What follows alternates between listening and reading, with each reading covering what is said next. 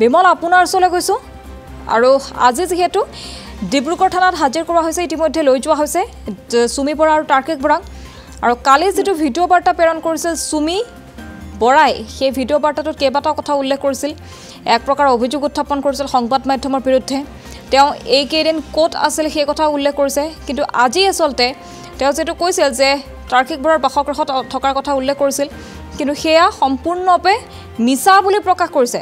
তাৰ্কিক বৰাৰ পৰিয়ালৰ লোকে বিমল হয় চাওক এজন অভিযুক্তই যিখিনি কথা ক'ব সকলো কথাই সত্য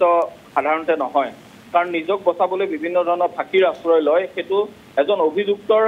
সেইটো একোটা কেৰেক্টাৰ গতিকে এই ক্ষেত্ৰত কি কথা কৈছে তেওঁ সেইটো এই মুহূৰ্তত ইমান গুৰুত্বপূৰ্ণ কথা নহয় কিন্তু আৰক্ষীয়ে তদন্ত ক্ষেত্ৰত কি পাইছে সেইটোহে এই মুহূৰ্তত গুৰুত্বপূৰ্ণ খবৰ আমি কালি এই কথাটো ৰাজহুৱা কৰিছিলোঁ যে এখন অন্য ৰাজ্যৰ পৰা আহি তেওঁলোকে যোৰহাটত প্ৰৱেশ কৰিছে আৰু যোৰহাটত প্ৰৱেশ কৰি তেওঁলোকে যোৰহাটৰ পৰা অন্য তেওঁলোকে ডিব্ৰুগড়লৈ আৰক্ষীৰ ওচৰত আত্মসমৰ্পণ কৰিবলৈ যোৱাৰ পৰিকল্পনা কৰিছিল সেই কথাটো আমি কালিয়ে কৈছোঁ আৰু তেওঁলোকে আহি যে কৈছে বিগত এসপ্তাহ যোৰহাটতে আছে যোৰহাটৰ বিভিন্ন স্থানত আছে সেয়া সম্পূৰ্ণ সত্য কথা নহয় সেয়া কেতিয়াও মানে বিশ্বাসযোগ্য কথাও নহয় যে যোৰহাটতে থাকিব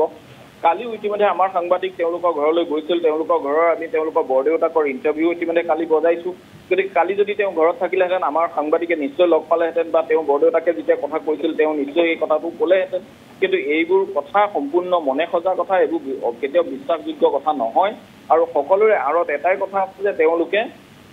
নিজকে বচাবলৈ এতিয়া বিভিন্ন ফাঁকিৰ আশ্ৰয় ল'ব আৰু সেই তেনে ফাঁকিৰ আশ্ৰয় লৈ তেওঁলোকে এই কামখিনি কৰিছে ইয়াত আন একো জড়িত নহয় তেওঁলোকে নিজক বচাবলৈ বিভিন্ন ধৰণৰ তেওঁলোকে কূটকৌশলৰ কথা ক'ব বিভিন্ন ধৰণৰ কথা ক'ব আৰু তেওঁলোকে যদি পুৱাৰে পৰা যিমানকেইটা তেওঁৰ ইতিমধ্যে ভাষ্যৰ কথা আমি জানিব পাৰিছোঁ আটাইকেইটাতে দেখোন তেওঁৰ বিৰুদ্ধেই সকলো অভিযোগ আছে আটাইকেইটা অভিযোগেই তেওঁৰ বিৰুদ্ধে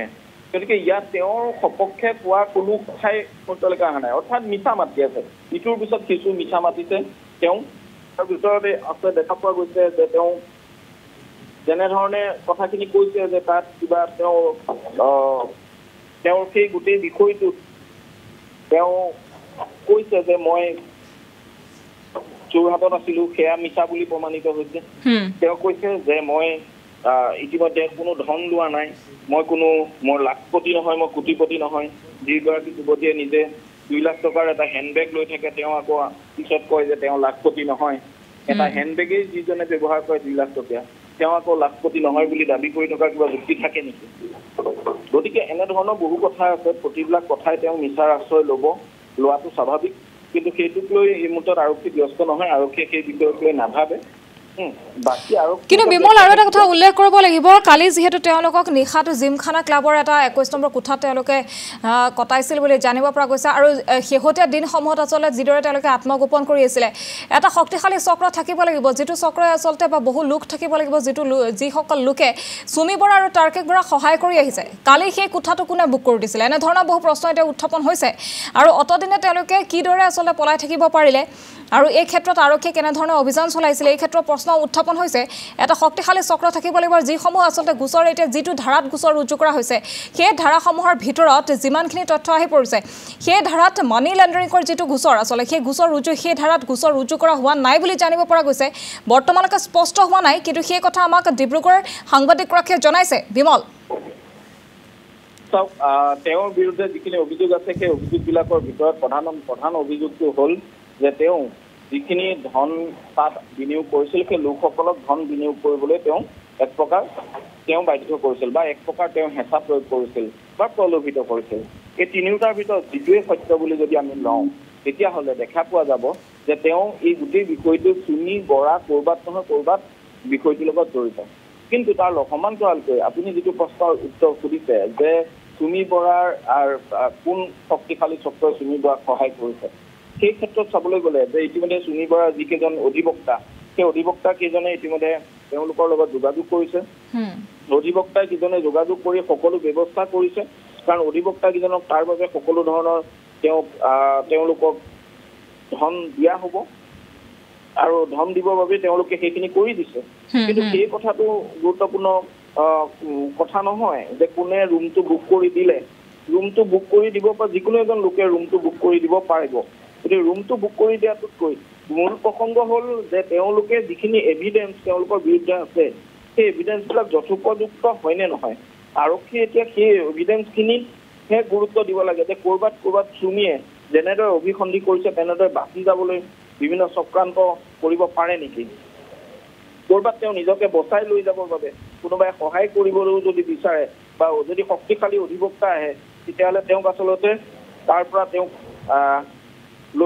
বচাই নিব পাৰিব নেকি। এনেধৰণৰ বিষয়সমূহে এতিয়া গুৰুত্বপূৰ্ণ বিষয়। গতিকে এই বিষয়সমূহৰ ক্ষেত্ৰত কেনেধৰণে পৰৱৰ্তী পৰ্যায়ত আৰক্ষীয়ে বিষয়টো হেণ্ডেল কৰে, আৰক্ষীয়ে কেনেদৰে গোটেই বিষয়টো চাব, সেই কথাখিনি এই মুহূৰ্তত গুৰুত্বপূৰ্ণ বিষয়। গতিকে আমি আশা কৰিছোঁ যে আৰক্ষীয়ে বাচি যাবলৈ নিশ্চয় নিদিব বা তেনেধৰণে আৰক্ষীয়ে কেতিয়াও তেওঁক এই গোটেই বিষয়টো পৰিত্ৰাণ পাবলৈ ইমান সহজো নহ'ব, সেই কথা আমি অনুমান কৰিছোঁ। কিন্তু দেখা যাওক পৰৱৰ্তী সময়ত আৰক্ষীয়ে গোটেই বিষয়টো কেনেদৰে আগবঢ়াই লৈ যায়।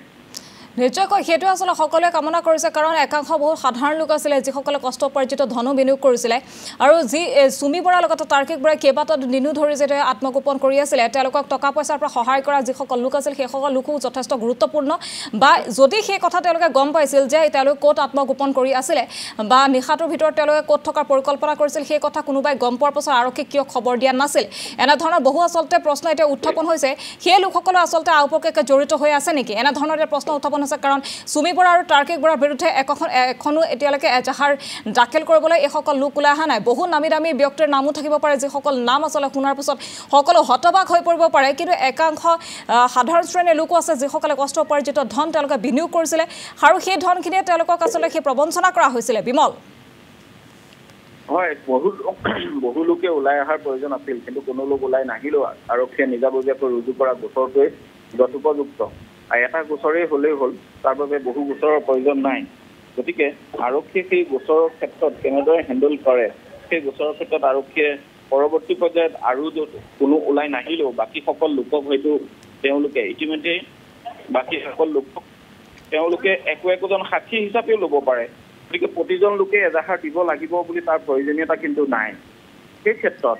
আৰক্ষীয়ে যিহেতু নিজাববীয়া গোচৰ ৰুজুৱে কৰিছে, গতিকে আৰু এখন অন্যৰ এজাহাৰৰ তাত প্ৰয়োজনীয়তা একেবাৰেই নাই। কিন্তু বাকীসকল লোকক যিসকলে ধন বিনিয়োগ কৰিছিল সেইসকল লোকক পৰৱৰ্তী পৰ্যায়ত সেইসকল লোকক একোজন সাক্ষী হিচাপে বিবেচনা কৰি তেওঁলোকক আগবঢ়াই লৈ যাব আৰু তেনেধৰণেই গোটেই ব্যৱস্থাটো কৰাৰ এটা পৰিকল্পনা কৰিছে। গতিকে যিসকলে ধন বিনিয়োগ কৰিছে তেওঁলোকৰ সন্দৰ্ভত আৰক্ষীয়ে ইতিমধ্যে বহু লোকক সোধপোছ কৰিছে। ধন বিনিয়োগ কৰা আৰু তেওঁৰ পৰা উপহাৰ পোৱাও বহু লোকক ইতিমধ্যে আৰক্ষীয়ে সোধপোছ কৰিছে। সেইসকল লোকৰ ভাষ্য ইতিমধ্যে আৰক্ষীয়ে লিপিবদ্ধ কৰিছে। গতিকে লিপিবদ্ধ ভাষ্যৰ পিছত তেওঁলোকে কেনেধৰণে গোটেই আৰক্ষীয়ে পৰিকল্পনাটো কৰিব, কেনেদৰে আগবঢ়াই লৈ যায়, কি হ'ব পৰৱৰ্তী পৰ্যায়ত তেওঁলোকে ইয়াৰ পিছত অতিৰিক্ত কিবা তথ্য প্ৰমাণ তেওঁলোকক প্ৰয়োজন আছে যদি সেয়াও আৰক্ষীয়ে পৰৱৰ্তী পৰ্যায়ত বিচাৰিব। গতিকে এনেধৰণে দুখে গোটেই বিষয়টো আগবাঢ়ি যাব। গতিকে সেয়া কেনেদৰে আগবাঢ়ে সেয়াও পৰৱৰ্তী পৰ্যায়ত নিশ্চয় আমাৰ জ্ঞাত হ'ব বা আমি সেয়া দৰ্শকসকলক পৰৱৰ্তী পৰ্যায়ত আমি জনাই যাম। নিশ্চয়কৈ বিমল, এই মুহূৰ্তত আপোনাক ধন্যবাদ জনাইছোঁ।